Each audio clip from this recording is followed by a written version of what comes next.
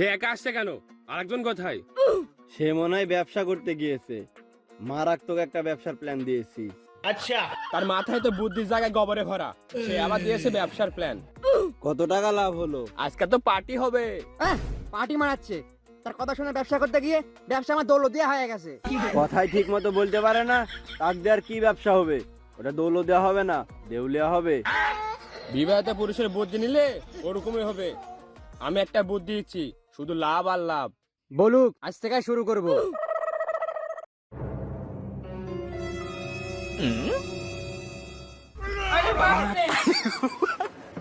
কিরে, তোর চেহারা দেখে তো চুর মনে হয় না। এই লাইনে কয়দিন? কাকু, এই চুরি করা বুদ্ধি আমার না কাকু। আমার বন্ধু বলেছে সামনে কুরবানির ঈদ, কয়েকটা ছাগল চুরি করে কুরবানির হাটে বিক্রি করতে পারলে শুধু লাভ আর লাভ। আচ্ছা, দে তোর বন্ধুদের ফোন দে। শার্টটা উপরে দিলে ভিতরে 8 দিন বেরিয়ে আসবে। বন্ধু, আমি ধরা পড়েছি। একা একা সাদিয়ার কাছে গেলে তো ধরা পড়বেই।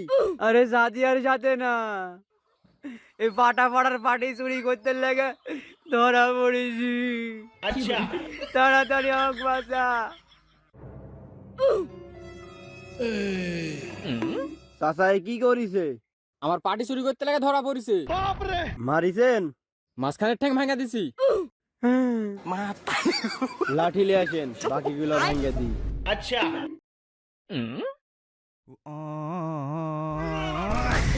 মাতারি গো ভাই।